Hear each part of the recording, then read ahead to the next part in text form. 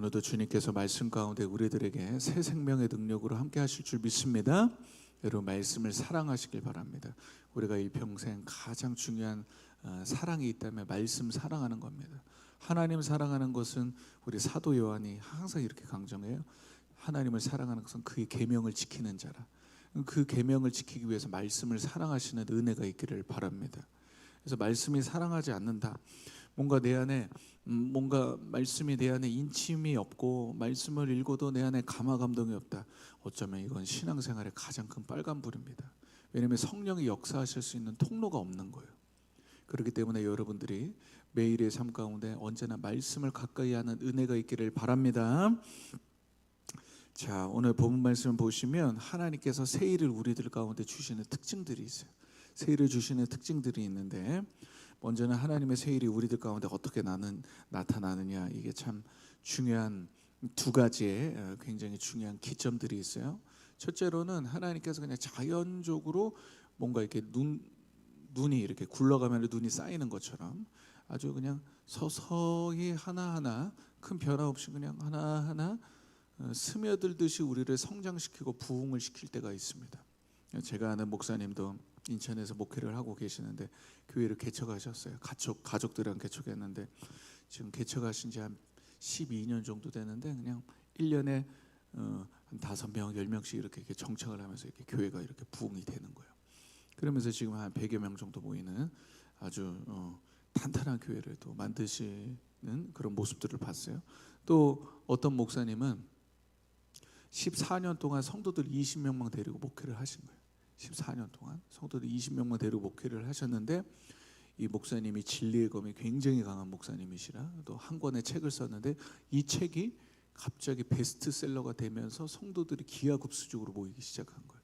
그래서 지금은 수만 명이 모이는 교회가 됐습니다. 할렐루야. 여러분 이건 하나님의 부흥이 어떤 역사가 일어날지 모르는 거예요. 대나무가 처음에 심으면 그렇게 자라는 모습들이 잘 보이지 않죠. 그러던 어느 순간 대나무가 갑자기 이제 완전 이제 뿌리를 내리고 완전 위로 뻗어 올리는 것처럼 우리들의 삶 가운데서도 하나님께서 이 새 일을 행하실 때 이 두 가지의 원리가 동일하게 일어날 수 있다는 것을 여러분 기억하시길 바랍니다. 그렇기 때문에 저는 분이엘 교회의 부흥을 위해서도 기도하고 여러 가지로 기도하지만 또 어떻게 하나님이 부흥의 역사를 이루어 가실지 모르겠죠. 그러나 여기서 제일 중요한 게 있어요. 여러분 여리고성을 하루에 한 바퀴씩 7일째는 7바퀴를 돌아라 명령을 하십니다. 하루에 한 바퀴씩 돌고 7일째 6바퀴 돌 때까지는 아무 징조가 없는 거예요. 여러분 여기서 이제 믿음이 판결이 나는 겁니다. 7일째 6바퀴 돌았을 때 이 믿음을 포기하느냐 포기하지 않느냐 이게 결정이 되는 거예요. 오순절 마가의 다락방에 성령이 임하시기까지 주님께서 부활 승천하신 후에 10일 정도의 기간이 있었습니다. 부활 이후에 500여 제자들을 만나시죠. 500여 제자들을 만났는데 마가의 다락방에서 성령의 강림 사건을 경험한 사람들은 120명밖에 안 됐다. 그럼 나머지 380명은 어떻게 되냐? 10일의 고난의 길을 견디지 못한 겁니다. 왜냐하면 예루살렘은 굉장히 핍박이 많았고, 그죠? 주님이 특별히 오순절 성령 강림은 예루살렘에 머무르라 했기 때문에 여러 가지 이유와 또 여러 가지 타협점들 가운데 이게 380명이 이제 흔적도 없이 기도하지 못하고 사라지게 된 거죠. 우리한테 뭐 10일 기도하라는 건 뭐 그렇게 어렵지 않을 수 있어요. 그러나 대대적인 박해 가운데 그곳에서 사는 것 자체, 예루살렘에서 사는 것 자체가 엄청난 고통인 그 가운데 오로지 기도에 힘쓴다. 이건 굉장히 어려운 문제입니다. 그런데 여러분 9일째 기도한더라도 일어나지 않는 거예요. 아무런 증상이 보이지 않습니다. 반드시 딱 10일이 됐어야만 하나님이 역사하신 줄 믿습니다. 그렇기 때문에 여러분의 삶 가운데 하나님의 새 일을 행하실 때 이 두 가지의 역사의 기점들을 반드시 기억하시기 바랍니다. 하나님이 때로는 여러분의 삶 가운데 이제 하나 눈덩이가 굴러다시 하나 플러스 원 이렇게 하실 때도 있지만 근데 제 영적인 경험상 이런 경험은 거의 없어요. 이런 경우는 극히 드물어요. 대부분 어떻게 하시냐? 여리고성 도는 것처럼 7일째 6바퀴 돌 때까지 아무런 징조가 없습니다. 아주 속이 미어 터지고 답답하고 이게 뭐 하나님이 하시려는가 막 이런 생각이 다 듭니다. 그렇기 때문에 여러분 이때를 잘 인내하시는 은혜가 있기를 바랍니다. 아멘. 제가 아내를 만나서 결혼할 때도 동일했습니다. 만나서 결혼했는데 뭐 가진 게 있습니까? 아무것도 없는 거예요. 그리고 연애를 3년 했는데 연애를 3년 하고 이제 결혼을 해야 되는데 아무런 징조가 없는 겁니다. 아무런 징조가 없고 이제 목사 안수까지 받아서 제가 초교파에 목사 안수까지 받았는데 이거 결혼을 어떻게 할 수 있을까? 하나님 역사하실 수 있을까? 그러다가 이제 그냥 막연하게 내년이 되면 봄이 되면 결혼을 해야 되겠다 이런 생각을 하고 있었어요. 그런데 우리 안에 이 친척 언니가 있어. 친척 언니가 있는데 찬물도 위아래가 있죠. 할렐루야. 그래서 친척 언니부터 결혼을 하고 이제 주영이가 이제 결혼을 했으면 좋겠다 막연하게 그렇게 생각을 하신 거예요. 그런데 어떻게 하다 보니까 이 친척 언니분이 결혼이 좀 이렇게 미뤄지고 안 되게 된 거예요. 그러면서 장인어른이 아직도 기억이 나요. 8월 말에 갑자기 우리한테 이제 너희들의 때가 왔으니 결혼을 해라. 근데 결혼을 하라고 하는데 뭐 결혼 뭐 자금이 있습니까? 아무것도 없는 거예요. 아무것도 없는 거예요. 그래서 부모님들끼리 서로 1,000만 원씩을 주시기로 했어. 그래서 아내 쪽 1,000만 원, 우리 쪽 1,000만 원 해서 일단 자, 혼수를 준비를 해라. 그래서 그렇게 결혼 준비가 갑자기 시작됐습니다. 시작되고 막 혼수를 알아보고 하는데 일단은 예식장을 빨리 구해야 될 거 아니에요. 예식장을 구해야 되는데 예식장을 이걸 어떻게 구해야 되나 하는데 우리 아내가 경기도 구리시에 살았는데 경기도 구리시에 구리 스칼라티움이라는 예식장이 하나가 있어요. 근데 이 예식장이 리모델링을 하는 거예요. 리모델링을 해서 이벤트를 하는데 선착순 30상 중 30상은 대관료가 무료, 밥값을 10,000원을 DC를 해주는 거예요. 그런데 우리가 그것을 재빨리 신청을 해라. 신청을 딱 했는데 30상 중에 30상으로 됐습니다. 할렐루야. 30상이 돼가지고 일단 예식장으로 달려간 거야. 달려가가지고 장모님이랑 도대체 지금 하나님의 역사가 급하다. 때가 찬 거예요. 이제 3년의 때가 다 차니까 하나님 역사하시기 몰아가는 거예요. 다 가서 보니까 시간대가 있습니까? 그러니까 12월 7일 오후 2시 딱 한 타임 남았습니다. 괜찮습니까? 그날로 하겠습니다. 그래서 저희는 상견례 하기 전에 결혼 날짜를 잡았습니다. 할렐루야. 그리고 나서 상견례를 시작했죠. 상견례를 하고 상견례를 하는데 이것은 무슨 상견례가 아니라 가족 모임이야. 밥 먹고 나서 우리 차 마시러 갈까요? 차 마셔서 상견례를 5시간을 했어요. 5시간 하고 그렇게 딱 하고 준비를 하고 있는데 이제 제가 이제 전임 사역을 해야 될 타이밍이 된 거예요. 전임 사역을 해야 되는데 이 전임 사역지가 구해지지가 않는 거예요. 파트 사역 끝나고 전임 사역을 구해야 되는데 어떻게 하나 하다가 안산 쪽에서 한 교회가 있는데 2번 면접을 봤는데 연락이 안 되는 거예요. 연락을 빨리 주지 않는 거예요. 그때가 지금 생각해 보니까 아무튼 그때가 거의 10월이 다 돼서였어요. 10월이 다 되니까 결혼이 12월 7일이잖아요. 근데 10월이 끝났는데도 연락을 안 줘. 그래가지고 안 되면 빨리 다른 곳에 면접을 보던가 부교육자를 빨리 해야 되죠. 그러다가 기다리고 하다가 12월 중순에 연락을 준 거예요. 같이 사역을 하자고.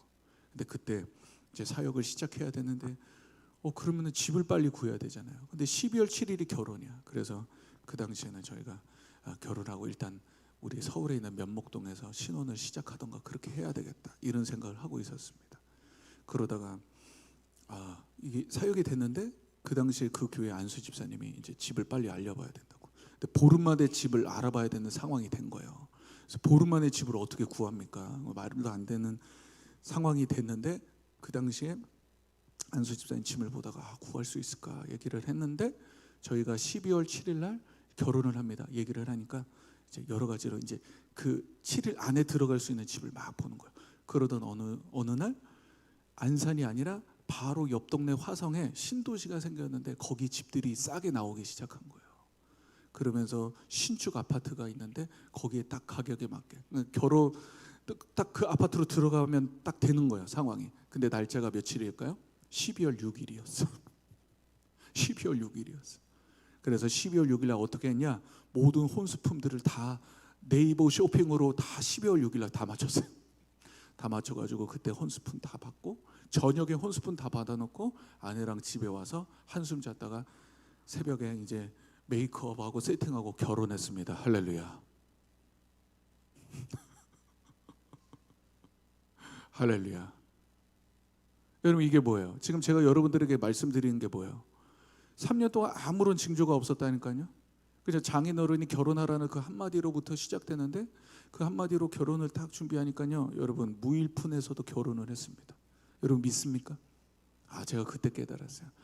그냥 우리는 하나님만 믿고 따라가면 된다. 할렐루야. 믿고 하나님만 따라가면 하나님이 다 부어주신다. 저는 그 믿음이 있습니다. 그 믿음을 가지시길 바랍니다.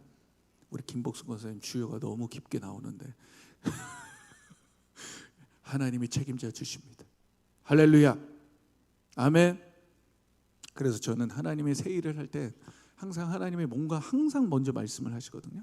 말씀을 딱 하시는데 그때는요, 제가 환경을 예의주시해요. 예의주시해요. 왜냐하면 하나님의 새 일을 행하신다고 말씀을 먼저 주신 다음에 행하시기 때문에 여러분 그런 성령의 감각이 있기를 바랍니다. 그럼 그 감각이 딱 쓰면 이제 여러분들은 어떻게 하셔야 되냐? 주변을 돌아보셔야 돼요. 지금 하나님이 새 일을 하시기 위해서 지금 나의 삶에 어떤 새 일을 원하신가를 여러분 돌아보는 그런 영적인 센시티브가 있기를 주님의 이름으로 축복합니다. 근데 새 일을 경험하기 위해서는 반드시 해야 될 게 있어요. 자, 18절 읽어봅니다. 시작. 너희는 이전 일을 기억하지 말며 옛날 일을 생각하지 말라. 자, 과거에 묶이면 안 됩니다. 항상 하나님이 새 일을 행하실 때 먼저는 우리에게 요구하시는 게 있어요. 과거에 묶이면 안 돼요. 여러분의 생각, 여러분의 편견, 이것에 묶여버리면 하나님이 새 일을 못 하십니다. 교회도 똑같아요. 교회가 하나님께서 부흥을 주시려고 하는데 자꾸 부흥의 새 그릇을 담으려고 하는데 우리는 옛 습관이 좋아. 특별히 우리가 신앙생활을 10년, 20년 교회에 막 어떻게 보면 터줏대감이 되다 보면요, 더 힘듭니다. 더 힘들어요. 새로운 물을 못 받아들이는 거예요. 그러다 보면 어떻게 돼요? 교회가 그냥 이렇게 고여지는 거죠. 여러분 우리 분일교회가 또 이름도 새롭게 되어지고 창립을 한 이 가운데 여러분들의 완전 마인드가 심령이 새로워지는 은혜가 있기를 바랍니다. 그래야 된다는 거예요. 그런데 동일합니다. 지금 여러분의 삶 가운데도 하나님의 새 일을 주시길 원하는 거예요. 그런데 자꾸 옛날의 편견에 묶여 있어. 지금 내 안에 한계에 묶여 있어. 그러면 하나님 새 일을 못 하십니다. 하나님 먼저 하시는 작업이 뭔지 아세요? 여러분의 편견부터 깨셔야 돼요. 여러분들의 선입견부터 깨셔야 되는 거예요.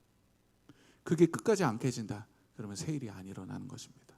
그래서 조지 뮬러가 기도를 할 때 5만 번 기도의 응답의 핵심을 제가 예전에 이렇게 말씀드렸죠. 조지 뮬러의 기도의 지분 가운데 80% 이상이 자신의 편견과 선입견을 내려놓는 기도를 했다. 편견과 선입견을 내려놓는. 그 정도로 우리의 자아가 굉장히 셉니다. 우리의 자아라는 것이 얼마나 센지 모르겠어요. 구약을 보면 하나님께서 우리들 가운데 할례를 행하게 하세요. 근데 할례가 뭐예요? 남성의 포피죠. 왜 남성의 포피를 자르라고 하신 줄 아세요? 인간이 갖고 있는 살성 중에 가장 질긴 살이 남성의 포피입니다. 가장 많이 늘어지는 거예요. 이게 뭐예요? 포피를 잘라내는 건 사람의 고집을 잘라내는 거예요. 고집을 잘라내는 거예요. 끈질기는, 질긴, 하나님의 뜻을 따르려고 하지 않는 우리의 고집들. 여러분 그것들이 정말 할례되는 은혜가 있기를 주님의 이름으로 축복합니다. 자, 그렇다면 주님이 새 일을 행하시는데, 자, 한번 19절 읽어봅니다. 19절 시작. 보라, 내가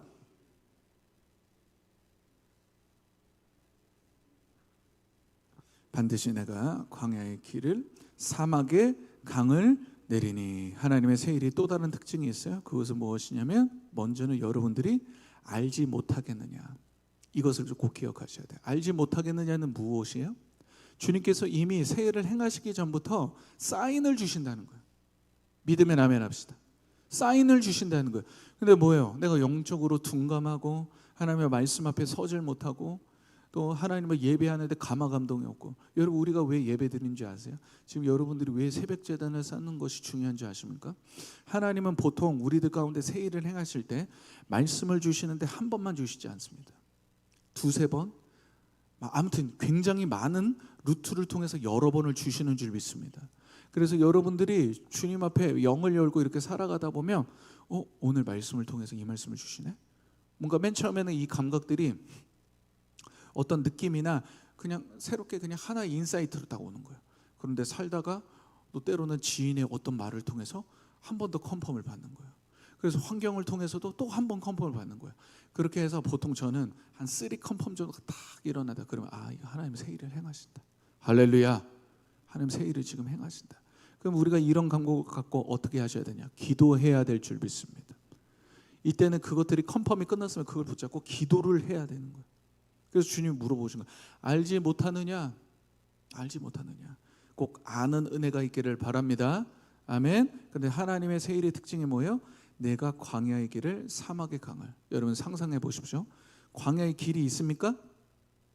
없죠. 광야는 그냥 다 모래바닥이에요. 모래바닥인데 길 자체가 없는 거예요. 그냥 걸으면 발자국이 나는 정도예요. 그래서 사막에 강을 낼 수가 없죠. 왜냐하면 사막이 황폐화된 이유가 강이 없기 때문이잖아요. 근데 하나님이 광야의 길을 내시고 사막에 강을 내신다. 자, 잘 들어주세요. 하나님의 세일의 특징, 사람의 힘으로는 불가능한 일입니다. 사람의 힘으로는 도저히 가능하지 않는 일을 하시는 거예요. 하나님의 세일은요, 우리가 여러분 믿음의 삶과 가능성의 삶을 잘 구분하셔야 돼요. 믿음으로 사는 거지 가능성으로 사시면 안 돼요. 아멘. 그럼 믿음으로 산다는 것의 대전제가 뭐냐? 제로 베이스예요. 아무도 없는 거예요. 성경을 잘 보세요. 성경의 믿음의 위인들, 믿음으로 역사가 일어난 사람들의 특징이 뭐예요? 가능성 제로다. 가능성이 아예 없다. 그러니까 우리는 끊임없이 가능성으로 살고 싶어 한단 말이죠. 왜냐하면 가능성이 있으면 내가 안정감을 누릴 수 있잖아요. 그리고 가능성 일들을 한단 말이에요. 가능성이 보이니까 투자를 하는 거예요. 근데 하나님의 역사의 특징, 가능성이 없다. 그러니까 가능성이 없는 가운데 어떤 일을 하시냐? 먼저 말씀을 보내주신다. 믿으시면 아멘. 말씀을 먼저 보내시는 거예요. 그럼 우리가 맨 처음엔 당황스럽죠. 왜냐하면 이 말씀을 믿을 수가 없으니까. 지금 내 상황이 도저히 이 판도가 바뀌지 않을 것 같은데 말씀을 주신다는 게 이게 불합리해 보이는 거예요. 아브라함이 그냥 말씀 하나 딱 주는 거예요. 자녀 한 명도 주시지 않는 상태에서 하늘의 묵별을 봐라. 이렇게 말씀을 주십니다. 여러분 그때 여러분들 가능성이 아닌 광야의 길을 내시는 하나님의 역사를 믿으시길 바랍니다. 아멘. 그래서 여러분 하나님이 이 중간 과정, 세일을 일으키는 중간 과정 가운데 하시는 일이 뭐냐면 환경을 믿는가 말씀을 믿는가를 여러분들을 막 흔드시는 거예요. 과연 우리가 환경을 의지해서 살고 있는가 아니면 말씀에 의지해서 살고 있는가를 막 흔드시는 거예요. 맨 처음에 많이들 실패를 하죠. 저도 실패합니다. 왜냐하면 불가능한 일에 대해서 하나님의 말씀을 하셨기 때문에 사람인지라 우리가 그것을 쉽게 이렇게 소화가 안 돼요. 근데 그렇게 한 번 더 이렇게 기초가 딱 흔들려요. 그런데 이때 하나님 앞에 기도하고 그 말씀을 포기하지 않고 기도하다 보면 하나님이 우리에게 믿음을 더하여 주신 줄 믿습니다. 아멘. 자, 20절 읽어보겠습니다. 20절 시작. 장차 들짐승 곧 승냥이와 타조도 나를 존경할 것은 광야의 물을 사막의 강들을 내어 내 백성 내가 택한 자에게 마시게 할 것임이라. 저는 20절 다 묵상하면서 왜 갑자기 들짐승이 나오는가? 들짐승 중에서 또 승냥이와 타조가 나와요. 도대체 이 상징적 동물들의 뜻이 뭔가? 그 힌트가 있는데 그게 바로 이사야서 13장 20절에서 22절이에요.